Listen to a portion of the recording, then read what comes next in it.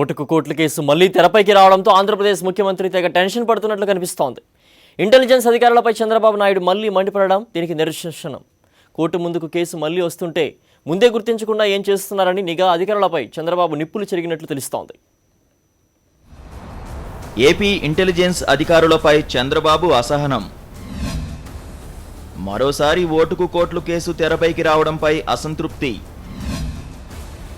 ఓటుకు కోట్లు కేసును పసిగట్టడంలో విఫలమయ్యారని ఆగ్రహం. చేతగాకపోతే తప్పుకోవాలని నిఘా అధికారులకు హెచ్చరిక. నిద్రపోతున్నారా అని నిఘా అధికారులపై చంద్రబాబు ఆగ్రహం. గతంలోనూ నిఘా విభాగం విఫలమైందని మండిపడ్డ చంద్రబాబు ఓటుకు కోట్లు కేసు మరోసారి తెరపైకి రావడం ఆంధ్రప్రదేశ్ ముఖ్యమంత్రి చంద్రబాబులో తీవ్ర ఆందోళన రేపుతున్నట్టు కనిపిస్తోంది.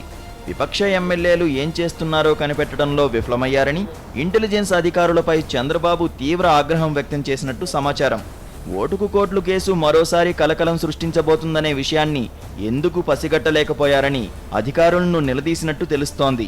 విధులు సక్రమంగా నిర్వహించలేకపోతే ఎలా అని చంద్రబాబు ఇంటెలిజెన్స్ అధికారులను ప్రశ్నించినట్టు సమాచారం. ఇంటెలిజెన్స్ అధికారుల చేతగానితనం వల్ల తాను ఇబ్బందుల్లో పడుతున్నానని, సక్రమంగా విధి నిర్వహణ చేయడం చేతగాకపోతే తప్పుకోండని చంద్రబాబు ఘాటుగానే హెచ్చరించారని తెలుస్తోంది. పని మానేసి నిద్రపోతున్నారా, మీ పని కూడా నేను చేయాలా అని తీవ్ర స్వరంతో చంద్రబాబు మందలించారని సమాచారం. ఇంటెలిజెన్స్ వ్యవస్థ బాధ్యతారాహిత్యంగా పనిచేస్తోందని చంద్రబాబు మండిపడ్డట్టు తెలుస్తోంది.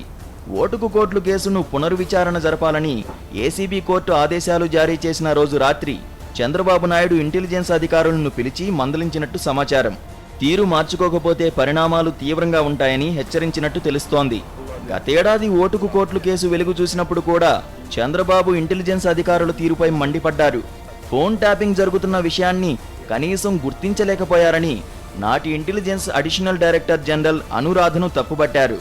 ఆ తర్వాత కొన్ని రోజులకే ఆమెను తప్పించి ఏబీ వెంకటేశ్వరరావును ఇంటెలిజెన్స్ అధికారిగా నియమించారు.